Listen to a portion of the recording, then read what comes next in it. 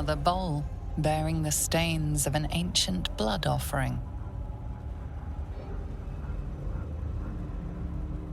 Another of Lady Shah's trials that her initiates must face. This one would challenge their combat prowess.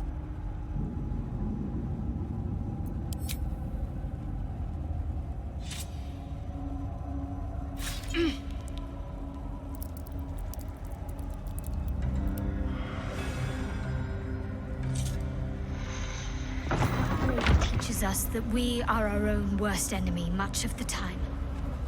Her embrace will elude us until we shed that which holds us back.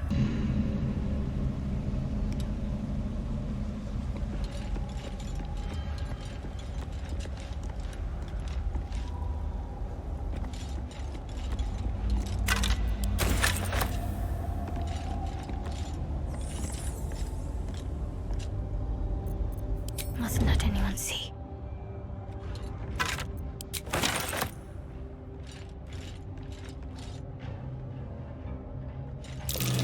Prime spot for an ambush.